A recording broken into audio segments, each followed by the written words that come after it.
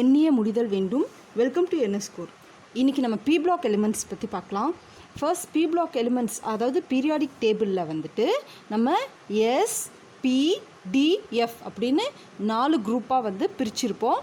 எஸ்ங்கிறது first 2 groups of elements, அடுத்து 3rd குரூப்லேருந்து 12th group வரைக்கும் D block elements, 13th 18th group வரைக்கும் வந்து நமக்கு பி பிளாக் எலிமெண்ட்ஸ்னு சொல்லுவோம். இந்த பி பிளாக் எலிமெண்ட்ஸை பற்றி தான் நம்ம இப்போ படிக்க போகிறோம். இந்த பி பிளாக் அப்படின்னு ஏன் சொல்கிறோம் அப்படின்னா, இப்போ போரான் எடுத்துக்கிட்டிங்கன்னா போரானுடைய அட்டாமிக் நம்பர் 5. இதோட எலக்ட்ரானிக் கான்ஃபிகரேஷன் எழுதுனீங்க அப்படின்னா லாஸ்ட் எலக்ட்ரான் வந்து பி ஆர்பிட்டாலில் முடியும். இப்போது எந்த எலிமெண்ட் வேணால் எடுத்துக்கலாம். பாஸ்பரஸோடைய அட்டாமிக் நம்பர் 15. இதோடைய இந்த அட்டாமிக் நம்பருக்கு எலக்ட்ரானிக் கான்ஃபிகரேஷன் எழுதினீங்கன்னா கடைசி எலக்ட்ரான் வந்து பியில் தான் முடியும், பி ஆர்பிட்டாலில் முடியும். அப்படி பி ஆர்பிட்டாலில் கடைசி எலக்ட்ரான் முடியுது எலக்ட்ரானிக் கான்ஃபிகரேஷனில் அப்படின்னா அந்த எலிமெண்ட்டை வந்து பி பிளாக்கில் கொண்டு வந்து வச்சுருக்காங்க. சரிங்களா? இப்போது இது எப்படி அரேஞ்ச் பண்ணியிருக்காங்க அப்படின்றது ஏற்கனவே சொல்லியிருப்பேன். ஒரே மாதிரியான ப்ராப்பர்ட்டிஸ் இருக்கிற எலிமெண்ட்ஸ் எல்லாம் வந்து குரூப் பண்ணி இது மாதிரி 13th குரூப்லேருந்து 18th குரூப் வரைக்கும் அடுக்கி வச்சுருப்பாங்க. இப்போது 13th குரூப் வந்து போரான் ஃபேமிலி. இதோடைய இன்னொரு பேர் வந்து ஐகோசாஜென்ஸ். 14th group carbon family. இதோடைய இன்னொரு பேர் டெட்ராஜென்ஸ். இதெல்லாம் புக்லேயே கொடுத்துருக்காங்க, நீங்கள் ஃபாலோ பண்ணுங்கள். 15th group nitrogen family, pnictogens. 16th group வந்து ஆக்சிஜன் ஃபேமிலி. ஆக்சிஜன் தான் ஃபர்ஸ்ட் எலிமெண்ட், அதனால ஆக்சிஜன் ஃபேமிலி. ஆக்சிஜன் கீழே நிறைய எலிமெண்ட் இருக்கும். Oxygen family. இதோட இன்னொரு நேம் சால்கோஜென்ஸ். 17th குரூப் வந்து ஹாலோஜென்ஸ். 18th குரூப் நோபல் கேஸ், அப்படி இல்லைன்னா இன்னர்ட் கேஸ். இது ஏன் வந்து நோபல் கேஸ் ஆர் இன்னர்ட் கேஸ்ன்னு சொல்கிறோம் அப்படின்னா, இதோடைய எலக்ட்ரானிக் கான்ஃபிகரேஷன் எழுதி பார்த்தீங்கன்னா, இப்போ ஹீலியமுடைய எலக்ட்ரானிக் கான்ஃபிகரேஷன் அட்டாமிக் நம்பர் வந்து 2. இப்போது 1s2. 2ங்கிறது தான் வந்து மேக்ஸிமம் நம்பர் ஆஃப் எலக்ட்ரான்ஸ் இது எஸ்ல இல்லையா. 2ல் முடிஞ்சாவோ இல்லை டோட்டல் நம்பர் ஆஃப் எலக்ட்ரான்ஸ் வந்து கடைசி ஆர்பிட்டாலில் 8ல் முடிஞ்சாவோ அது வந்து ஹைலி ஸ்டேபிள். அதனால் ஹைலி ஸ்டேபிளாக இருக்கிறதால லீஸ்ட் ரியாக்டிவாக இருக்கும். அதனால் இதுக்கு பேர் வந்து இன்னர்ட் கேஸஸ். சரிங்களா? இப்போது நம்ம 11th ஸ்டாண்டர்டை பொறுத்த வரைக்கும் 13th குரூப்லேருந்து 15th குரூப் வரைக்கும் இருக்கக்கூடிய எலிமெண்ட்ஸோடைய ப்ராப்பர்ட்டிஸ், அதோடைய இம்பார்ட்டன்ட் காம்பவுண்ட்ஸை பற்றி படிக்க போகிறோம். ஃபர்ஸ்ட் இதோடைய எலக்ட்ரானிக் கான்ஃபிகரேஷன். போரானுடைய அட்டாமிக் நம்பர் 5. 5க்கு எலக்ட்ரானிக் கான்ஃபிகரேஷன் எழுதணுன்னா, இப்போ நான் ஹீலியம் போட்டிருக்கேன் பாருங்கள். ஹீலியமுடைய அட்டாமிக் நம்பர் வந்துட்டு 2. ஸோ ஹீலியம்க்கு 2, அதாவது 1s2க்கு எழுதுறதுக்கு பதிலாக ஹீலியம்னு நான் எழுதியிருக்கேன். சரிங்களா? அடுத்தது 2s2, 2p1ன்னு முடியுது. அடுத்த எலிமெண்ட் வந்து இந்த போரான் ஃபேமிலியில் அலுமினியனோட அட்டாமிக் நம்பர் 13. இப்போ நான் இங்கே நியான் போட்டிருக்கேன் பாருங்கள். நியானுடைய அட்டாமிக் நம்பர் வந்து 10 போயிடுச்சுன்னா ரிமைனிங் வந்து 3s2, 3p1. எலக்ட்ரானிக் கான்ஃபிகரேஷன் எப்படி எழுதுறதுன்னு தெரியலனா, ஏற்கனவே எலக்ட்ரானிக் கான்ஃபிகரேஷன் எழுதுறதுக்கான ட்ரிக் வந்து நம்ம சேனலில் போட்டிருக்கேன். அதை பார்த்துட்டு இங்கே வாங்க, உங்களுக்கு புரியும். ஓகேவா? இது மாதிரி boron, aluminium, gallium, indium, thallium இது எல்லாமே 13th குரூப் எலிமெண்ட்டு.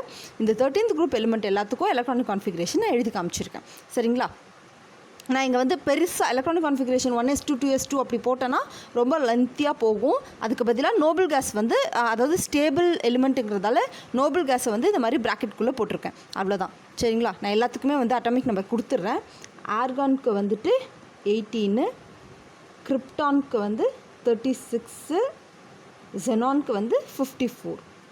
இப்போ நீங்கள் வேணால் இதை கவுண்ட் பண்ணி பாருங்கள். 36, அதுக்கப்புறம் 2, 36 + 2 38, 38 + 10 48, 48 + 1 49. டோட்டல் அட்டாமிக் நம்பர் வந்து கால்குலேட் ஆகும். இதை வந்து நீங்கள் செக் பண்ணி இந்த மாதிரி எலக்ட்ரானிக் கான்ஃபிகரேஷன் எழுதுறதுக்கு வந்து கட்டாயமாக நீங்கள் பழகணும். இப்போது general electronic configuration of P block elements. இப்போ நான் 13th குரூப் எடுத்து எலக்ட்ரானிக் கான்ஃபிகரேஷன் எழுதும்போது 2s2, 2p1ன்னு முடியுது இல்லையா. அது மாதிரி 14th குரூப் எடுத்து கார்பனுக்கு நான் எழுதினேன் அப்படின்னா கார்பனுடைய அட்டாமிக் நம்பர் வந்து 6. இதோட electronic configuration எழுதினேன்னா 1s2, 2s2, 2p2. இப்போது அதுவே நெக்ஸ்ட் குரூப்பு ஆக்சிஜனில் வந்துட்டு நான் ஆக்சிஜன் ஃபேமிலியில் அடுத்த எலிமெண்ட் எடுக்கிறேன். சல்ஃபருக்கு வந்து 16 அட்டாமிக் நம்பர். 16னா நான் வந்து 10 எடுத்துக்கலாம் இல்லையா. நியான் போட்டுக்கிறேன். நான் ஃபுல்லாக எழுதாமல் நியான் போட்டுக்கிறேன். 10 போயிடுச்சு. அடுத்தது நியானுக்கு நெக்ஸ்ட்டு என்ன வரும்னா 3s2 10 + 2 12 மீதி 4 இருக்குது. 4 வந்து 3p பியில் மேக்ஸிமம் 6 போடலாம். ஸோ நம்மக்கிட்ட ரிமைனிங் எலக்ட்ரானே 4 தான் இருக்குது. நான் 4 போடுறேன். சரிங்களா? இப்போது 3s2 3p 4 இங்கே பாருங்கள் 2p1ன்னு முடிஞ்சிருக்கா, 3p1 4p1 5p1 இது மாதிரி முடிஞ்சிருக்கா. அடுத்த ஃபேமிலி கார்பன் ஃபேமிலியில் வந்து 2p2 அப்படின்னு முடிஞ்சிருக்கு. நைட்ரோஜன் ஃபேமிலி எடுத்தோன்னா 2p3ன்னு முடியும். அடுத்து ஆக்சிஜன் ஃபேமிலியில் வந்து 2p4ன்னு முடியும். நெக்ஸ்ட் எலிமெண்ட்டுக்கு வந்து 3p4 4p4 இது மாதிரி போயிட்டே இருக்கும். அதனால் இந்த 2s 3s அப்படிலாம் நம்மளுக்கு தெரியாது. இந்த 2 3 இந்த பிரின்சிபல் குவாண்டம் நம்பர் இதை வந்து nன்னு நான் வந்து மென்ஷன் பண்ணிக்கிறேன். ஓகே, அந்த ஷெல் நம்பரை வந்து n. So ns2. அடுத்தது np1 ஃபஸ்ட்டு 13th குரூப்புக்கு வந்து 1ல் ஆரம்பிக்கும். 14th 2 13th வந்து 3 14th 2 15th 3 16th 4 17th 5 18th 6ல் முடியும். அதனால் 1 to 6 இதுதான் general electronic configuration of p block elements ns2 np 1 to 6. இப்போது இந்த எலக்ட்ரானிக் கான்ஃபிகரேஷன் நான் ஏன் இவ்வளோ இம்பார்ட்டன்ஸ் கொடுக்குறேன் அப்படின்னா அதாவது atomic radius, ionisation enthalpy, electronegativity இதெல்லாம் நீங்கள் படிக்கும்போது இதுதான் வந்து மேஜராக உங்களுக்கு வந்து இந்த எலக்ட்ரானிக் கான்ஃபிகரேஷனை வச்சு தான் வந்து மேஜராக தெரிஞ்சுக்க போகிறீங்க. இந்த ரோல் தான் வந்து மேஜராக ப்ளே பண்ண போகுது. Okay, first atomic radius. Atomic ரேடியஸ்னால் என்ன அப்படிங்கிற டெஃபினிஷனே தெரியலனா ஏற்கனவே அட்டாமிக் ரேடியஸ் பற்றின வீடியோ பார்த்துட்டு இந்த வீடியோக்கு வாங்க. ஜென்ரலாக atomic radius down the group, ஒரு குரூப்பை வந்து மேலிருந்து கீழே இறக்கி பார்க்கும்போது எப்படி ஆகும் அப்படின்னா அட்டாமிக் ரேடியஸ் வந்து இன்க்ரீஸ் ஆகும். ஏன் இன்க்ரீஸ் ஆகுது அப்படிங்கிறதுக்கான ரீசன் என்னென்னா நம்பர் ஆஃப் ஷெல்ஸ் வந்து இன்க்ரீஸ் ஆகும். இங்கே பாருங்கள், இது வந்து 2p செகண்ட் ஷெல்லு, 3pனா third shell, number of shell increase ஆகுது பாருங்கள். 3pலேருந்து ஃபோர்த்து ஷெல்லு 4pலேருந்து 5p. அப்போது நம்பர் ஆஃப் ஷெல்ஸ் இன்க்ரீஸ் ஆக அதோடைய சைஸ் வந்து ஜென்ரலாக இன்க்ரீஸ் ஆகும். ஓகேவா? நியூக்ளியஸ், இது ஒரு நியூக்ளியஸ் அப்படின்னா first shell, second shell, third shell. அப்போ ஃபர்ஸ்ட் ஷெல்லுனா செகண்ட் ஷெல்னா ஜஸ்ட் இதோடு முடிஞ்சிடும், சைஸ் இவ்வளோ தான். தேர்ட் ஷெல்னால் இன்னும் கொஞ்சம் பெருசாகும், ஃபோர்த் ஷெல்னால் இன்னும் கொஞ்சம் பெருசாகும், ஃபிஃப்த் ஷெல்னால் இன்னும் கொஞ்சம் பெருசாகும். இப்படி பெருசாகிட்டே போகும். அதுதான் வந்து ஜென்ரல் ட்ரெண்டு. இப்போது நம்ம 13th குரூப்புக்கு பார்க்கலாம். போரான் டு அலுமினியம் மூவ் பண்ணும்போது ஜென்ரலாக என்ன ஆகுது, 2pலேருந்து 3pக்கு ஷெல் நம்பர் இன்க்ரீஸ் ஆகுது. அதனால் சைஸும் அட்டாமிக் ரேடியஸும் வந்து இன்க்ரீஸ் ஆகுது. ஓகே, அட்டாமிக் ரேடியஸும் இன்க்ரீஸ் ஆகுது. அதே மாதிரி அலுமினியம்லேருந்து கேலியம் போகும்போதும் 3pலேருந்து 4p நம்பர் ஆஃப் ஷெல் வந்து இன்க்ரீஸ் ஆகுது. ஆனால் சைஸ் வந்து அதுக்கு மாறுபட்டு டிக்ரீஸ் ஆகுது. ஓகே, ஜென்ரலாக இன்க்ரீஸ் ஆகுதுன்னு சொல்லி அலுமினியம்க்கு அப்புறம் கேலியம், அலுமினியமை விட கேலியம் பெருசு அப்படின்னு நம்ம நினச்சிடக்கூடாது. அலுமினியமை விட கேலியம் சின்னதாகுது சைஸில். ஏன் சின்னதாகுது அப்படின்னு பார்த்தீங்கன்னா அங்கே தான் இம்பார்ட்டண்ட்டான ரோல் ப்ளே ஆகுது. இங்கே 3d10, அதாவது இந்த ரெண்டு குரூப்லேயும் பாருங்கள், இந்த ரெண்டு எலிமெண்ட்லேயும் பாருங்கள் டி ஆர்பிட்டால்னு ஒன்று இருக்கவே இருக்காது. ஆனால் கேலியத்துக்கு டி ஆர்பிட்டால்னு ஒன்று என்டர் ஆகிடுச்சு. இந்த டியில் இருக்கிற 10 எலக்ட்ரான்ஸ் என்ன பண்ணும் அப்படின்னா ஷீல்ட் பண்ணும். நம்ம ஆல்ரெடி ஷீல்டிங் எஃபெக்ட் அப்படின்னா என்னென்னு வீடியோ பண்ணியிருக்கோம், அது டீட்டெயில்டாக பார்த்துட்டு வாங்க. ஷீல்டிங் எஃபெக்ட் அப்படிங்கிறது இந்த எலக்ட்ரானுக்கும் இந்த ஷெல்லில் இருக்க எலக்ட்ரானுக்கும் இந்த ஷெல்லில் இருக்க எலக்ட்ரானுக்கும் உள்ள ரிப்பல்ஷன், இதுக்கும் உள்ள ரிப்பல்ஷன். ஓகேவா? இப்படி எலக்ட்ரான் ரிப்பல் ஆகும். இந்த ரிப்பல்ஷனை தாண்டி தான் வந்து நியூக்ளியஸில் இருக்க புரோட்டான் வந்துட்டு கடைசி ஆர்பிட்டாலில் இருக்க எலக்ட்ரானை வந்து என்ன சொல்கிறது, தன்பால் இழுக்கும். ஓகேவா? அட்ராக்ட் பண்ணும். அந்த அட்ராக்ஷன் ஃபோர்ஸ் தான் வந்து இஃபெக்டிவ் நியூக்ளியர் சார்ஜ். இப்போது இந்த டி எலக்ட்ரான்ஸ் இருக்கு இல்லையா, நடுவில் D10, இந்த 10 எலக்ட்ரான்ஸோடைய ஸ்க்ரீனிங் எஃபெக்ட் எப்படி இருக்கும்னா ரொம்ப கம்மியாக இருக்கும். அதனால் இதை தாண்டி இந்த 3Dயை தாண்டி 4Pயில் இந்த நியூக்ளியஸில் இருக்க புரோட்டான்ஸோடைய அட்ராக்ஷன் ஃபோர்ஸ் டுவர்ட்ஸ் 4P வந்து இன்க்ரீஸ் ஆகும். ஓகே, இங்கே பாருங்கள், ஜென்ரலாக ஸ்க்ரீனிங் எஃபெக்டோடைய ஆர்டரை எழுதியிருக்கேன். எஸ்ஸுக்கு தான் ரொம்ப அதிகமான ஸ்க்ரீனிங் எஃபெக்ட், பிக்கு அதை விட கொஞ்சம் கம்மி, டிக்கு அதை விட கொஞ்சம் கம்மி, எஃப்க்கு அதை விட கொஞ்சம் கம்மி. இப்போது இந்த கேலியத்துக்கு டி அப்படிங்கிறது தான் முன்னாடி இருக்குது. அந்த 4Pக்கு முன்னாடி யார் இருக்கா? டி. டியோடைய ஸ்க்ரீனிங் எஃபெக்ட் எப்படி இருக்கும்? லெஸ்ஸாக இருக்கும். ஓகே, டியோட ஸ்க்ரீனிங் எஃபெக்ட் லெஸ்ஸாக இருக்கிறதால due to poor shielding effect of inner d orbital லெஸ்ஸாக இருக்கிறதால இந்த நியூக்ளியஸ் உள்ளே இருக்க நியூக்ளியஸோடைய ப்ரோட்டான்ஸ் என்ன பண்ணுதுன்னா பயங்கரமாக கடைசியில் இருக்கிற எலக்ட்ரான், அதாவது இந்த 4p1ல் இருக்க எலக்ட்ரானை அட்ராக்ட் பண்ணுது. அப்புறம் ரொம்ப அட்ராக்ட் பண்ணும்போது என்னாகும்? இதோட சைஸ் வந்து குட்டி ஆகும். ஸோ அலுமினியமை விட கேலியம்க்கு சைஸ் டிக்ரீஸ் ஆகுது. ஓகேவா? அடுத்தது கேலியம்லேருந்து இண்டியம்க்கு போகும்போதும் என்ன ஆகுது பாருங்கள், 4D மட்டும்தான் இருக்குது. வேறு எதுவும் ஷீல்டு பண்ணுறதுக்கு வந்து புதுசாக எதுவும் இல்லை. 3D உள்ளார இருந்திருக்கும். அடுத்தது 4D டி ஆர்பிட்டால் மட்டும்தான் இருக்குது. ஆனால் நம்பர் ஆஃப் ஷெல்ஸ் வந்து இன்க்ரீஸ் ஆகுது. அதனால் இதோட சைஸ் வந்து இதை விட லைட்டாக இன்க்ரீஸ் ஆகும். ஓகே,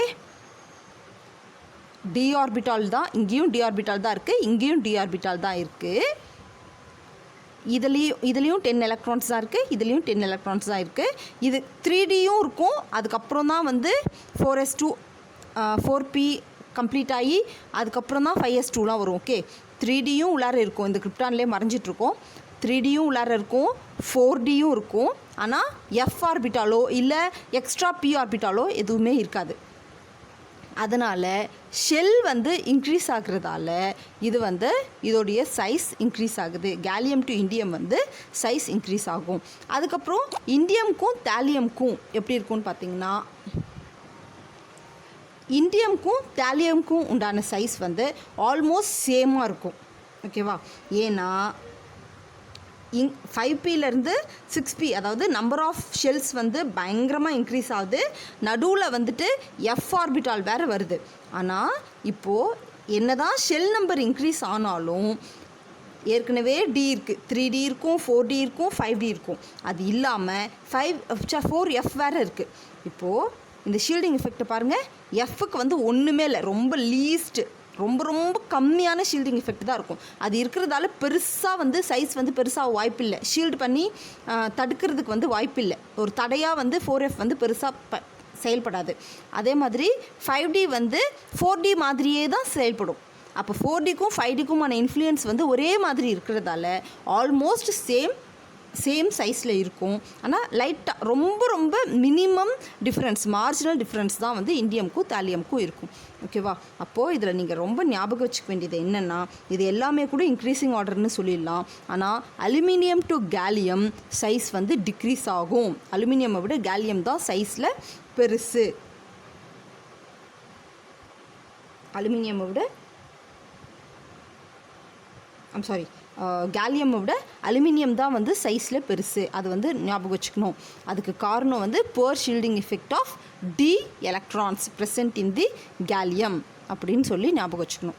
அவ்வளோதான். அடுத்தது ஷீல்டிங் எஃபெக்ட் தெரிஞ்சால் தான் வந்து உங்களால் இதை அண்டர்ஸ்டாண்ட் பண்ணிக்க முடியும்.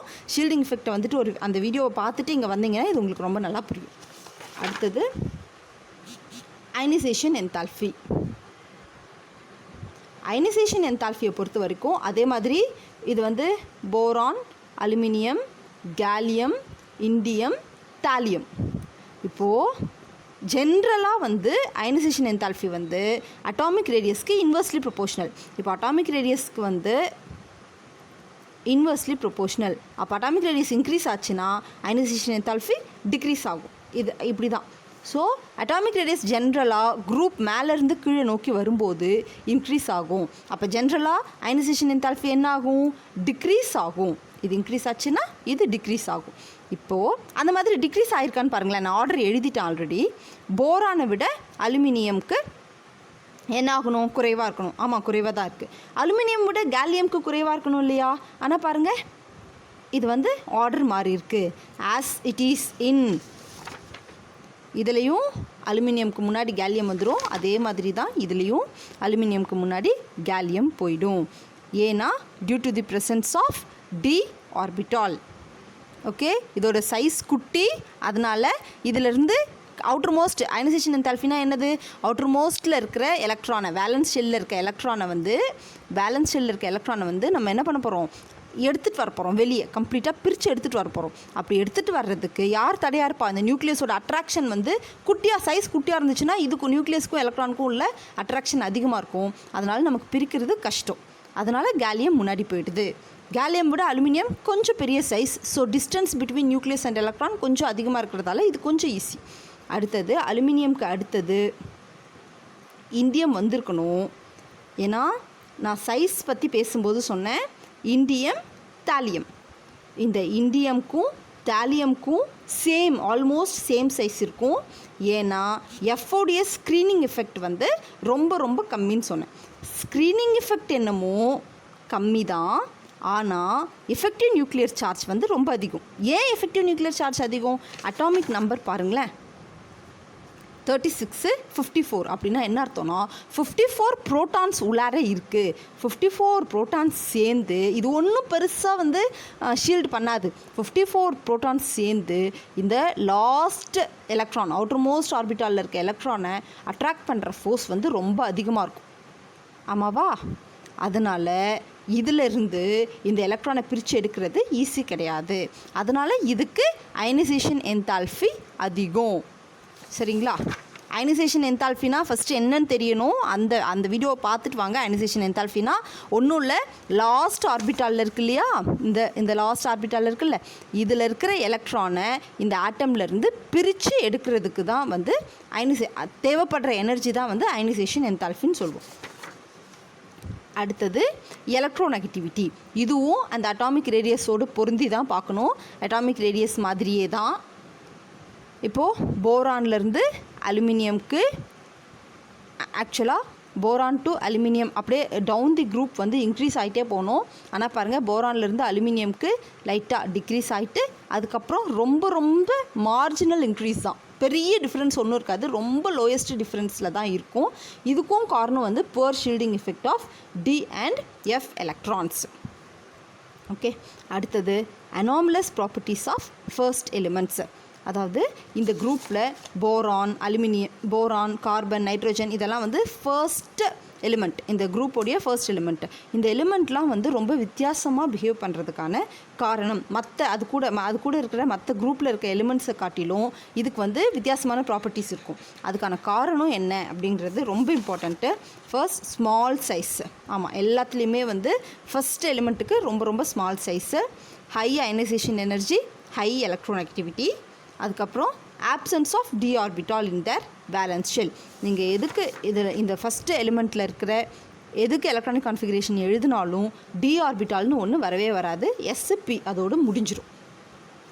ஓகேவா? இதோடைய மெட்டாலிக் கேரக்டரை பற்றி அடுத்த வீடியோவில் பார்க்கலாம். ஜென்ரல் ட்ரெண்ட்ஸ் இன் பீரியாடிக் ப்ராப்பர்ட்டிஸ் வந்து ரொம்ப ரொம்ப இம்பார்ட்டண்ட்டு. அதாவது இதோடைய ஆர்டர் நீங்கள் வந்து நீட் எக்ஸாமுக்கு ப்ரிப்பேர் பண்ணுற மாதிரி இருந்தாவோ இல்லை ஜேஇக்கு ப்ரிப்பேர் பண்ணுற மாதிரி இருந்தாவோ இது ரொம்ப இம்பார்ட்டண்ட்டு. இந்த ஆர்டர் வந்து கண்டிப்பாக இந்த ஆர்டரை வச்சு எப்படி வேணால் கொஸ்டின் வரலாம். ஓகே, இந்த வீடியோ உங்களுக்கு யூஸ்ஃபுல்லாக இருந்திருக்கும்னு நம்புகிறேன். தேங்க்யூ ஃபார் வாட்சிங்.